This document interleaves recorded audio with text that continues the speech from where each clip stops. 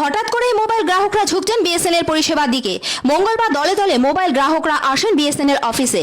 তারা জিও, এয়ারটেল প্রভৃতি প্রাইভেট সংস্থার সিম পোর্ট করে বিএসএনএল এর গ্রাহক হন।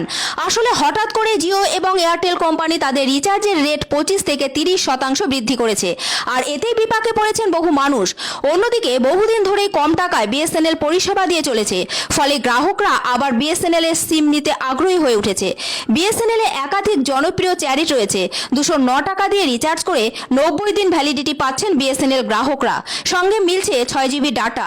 197 টাকা দিয়ে রিচার্জ করলে মিলছে 70 দিনের ভ্যালিডিটি। সঙ্গে প্রতিদিন 2 জিবি ডাটা পাওয়া যাচ্ছে প্রথম 15 দিনের জন্য। এছাড়াও 199 টাকা দিয়ে রিচার্জ করলে 30 দিন 2 জিবি করে ডাটা পাচ্ছেন গ্রাহকরা। সঙ্গে পাওয়া যাচ্ছে আনলিমিটেড কলের সুবিধা। এছাড়াও 1198 টাকা দিয়ে মিলছে সারা বছরের ভ্যালিডিটি। এত সস্তায় মোবাইল ফোন ব্যবহারের সুবিধা দিচ্ছে না আর কোনো সংস্থা। তার উপর আবার বিএসএনএল এ 5G পরিষেবাও শুরু হয়েছে। হঠাৎ করে জিও ও এয়ারটেলের মোবাইল রিচার্জের টাকা এতটা বৃদ্ধি পাওয়ায় খুবই অসন্তুষ্ট গ্রাহকদের একাংশ। আগে যেখানে 239 টাকা জিও রিচার্জ করলে 28 দিন ভ্যালিডিটি পাওয়া যেত, এখন সেটাই বেড়ে হচ্ছে 299 টাকা।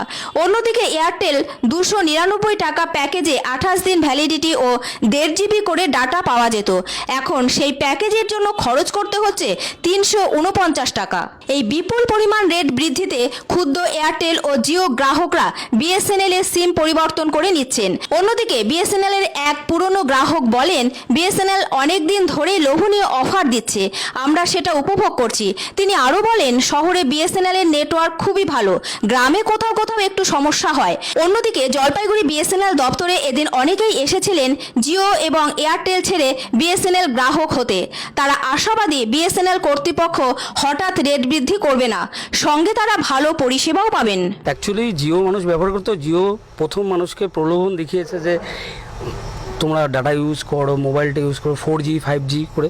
তারপরে দেখা যাচ্ছে বেসিক্যালি 2 বছর 3 বছর পরে তারা রিচার্জ প্ল্যান পাল্টে দিচ্ছে, যেটা কিনা অনেক আমাদের কাছে না হলেও অনেকের কাছেরই এটা মানে সাধ্যের বাইরে হয়ে যাচ্ছে। সবসময় প্ল্যান এর সাথে থাকতে হবে এরকম না, যেখানে আমরা সুযোগ সুবিধাটা বেশি পাবো সেখানেই যাব।